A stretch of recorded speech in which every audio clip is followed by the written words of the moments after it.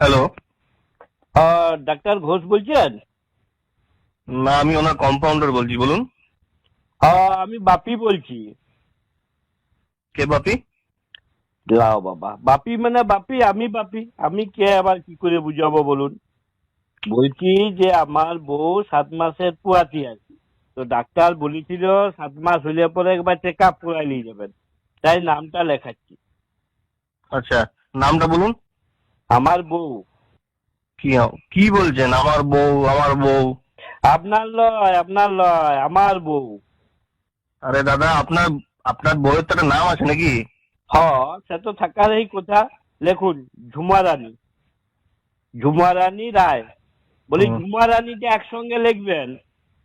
আরে বাবা, নাম লিখতে জানি। হ্যাঁ, সে তো বুঝলাম, কিন্তু জানেন তো আধার কার্ডে ঝু লিখেছে, তারপরে ফাঁক দিয়ে পরে মারানি। এই আধার কার্ডে লোককে দেখাইতে পারি, তাই বলে দিলাম আর কি। বয়সটা বলুন, বয়সটা। এই 32 নাহলে 33 হবে তো নাকি? সেটা আমি কি করে বলবো? আচ্ছা, আপনি তো আচ্ছা লোক মশাই, আমি কি করে বলবো আপনার বউয়ের বয়স কত? আরে আপনাকে জিজ্ঞাসা করি নাই, আমার বউ পাশে বসে আছে, আমি ওয়াকেই জিজ্ঞাসা করছি। আর আপনি অমনি আমাকে শুধু শুধু ধমকাচ্ছেন কেন? আরে দাদা, আরে আরো পেশেন্ট আছে দাদা, ব্যস্ত আছি। তো আমার বউ কি পেশেন্ট লয় নাকি? নাকি আমি টাকা দিব নাই? আচ্ছা ঠিক আছে, শুনুন শুনুন, আমি নামটা লিখে দিয়েছি, আপনার বউকে খালি পেটে আনবেন। আচ্ছা মশাই, আপনি তো বেশ কথা বলছেন। বললি আপনাকে তো বললাম আমার বউ 7 মাসের পুয়াতি, তোমাকে আমি খালি পেটে কি করে নিয়ে যাবো? ও দাদা, আপনি কি কাজের সময় ইয়ার্কি মারছেন নাকি? হ্যাঁ, লাও। খালি পেট, খালি পেটে মানে কিছু না খেয়ে আসার কথা বলছি। কাল সকাল 8:30টায় চলে আসুন। দাদা কালকে হবে না, কালকে আমার একটুকু কাজ আছে, মাঠে ফাটে একটু খেতারও করতে হবে, আমি পরশু যাব। পরশু হবে না, পরশু ডাক্তারবাবু, পরশু থেকে 11 দিন থাকবেন না, বাইরে যাবেন। এইটা কিরকম হইলো? বলি আমার বউ এখন পুয়াতি আর ডাক্তার বাবু এখন বাইরে গেলে কি করে হবে? তাহলে আমার বউকে দেখবে কে? শুনুন শুনুন, পেশেন্টদের যাতে অসুবিধা না হয় সেই জন্য ওই কটা দিন অন্য একজন ডাক্তারবাবু থাকবেন, উনি দেখে দেবেন, কোনো অসুবিধা হবে না, আপনি পরশু আসুন। বলি এটা কি যাত্রা রিহার্সেল হচ্ছে নাকি, যে একজন অ্যাক্টর নাই তো আরেকজনকে দিয়ে পক্সি দিয়াই দিব? উফ, ও।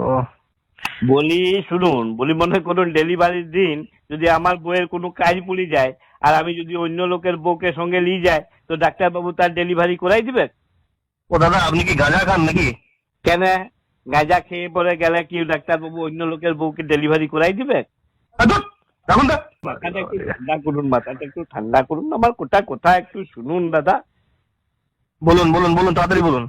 বলছি আপনি যে বললেন পরশু থেকে অন্য একজন ডাক্তার দেখবে আর কি আমার বউকে, হুম। বলছে আবার প্রথম থেকে চিকিৎসা শুরু করবেন নাই তো? না, তা কেন করবে? আপনার ওয়াইফের যত মাস হয়েছে সেই হিসাবে ট্রিটমেন্ট চলবে। আরে বাবা, উনিও একজন ডাক্তার। তো সে হইলে কি হবে? চোখের সামনে তো অনেক কিছুই দেখলাম। আমার বড় বেটা টিউশনি মাস্টারটা পাল্টাই দিলাম, তো অন্য একটা টিউশনি মাস্টার এলো, তো সে আবার প্রথম থেকে পড়াইতে শুরু করলো।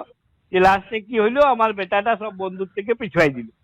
তো এই নতুন ডাক্তার এসে পরে আমার বউয়ের ডেলিভারির ডেটটা আবার পেছ করাই দিবেন নাই তো ডাক্তার বাবু? দেখুন, আপনি কিন্তু আমার মাথাটা খুব গরম করে দিচ্ছেন। ফালতু এসব উল্টো পাল্টা কাজের সময় বিরক্ত করে রাখুন তো। কি মানে কাজের সময় আপনি কি শুরু করেছেন কখন থেকে বলুন তো? মাঝে মাঝে ফোন করছেন, এরকম ডিস্টার্ব করছেন, আমাদের কি পেশেন্ট নেই নাকি, কাজ নেই? মানে বুঝতেই তো পারছেন আমার বউ পুয়াতি, বিপদে পড়েছি।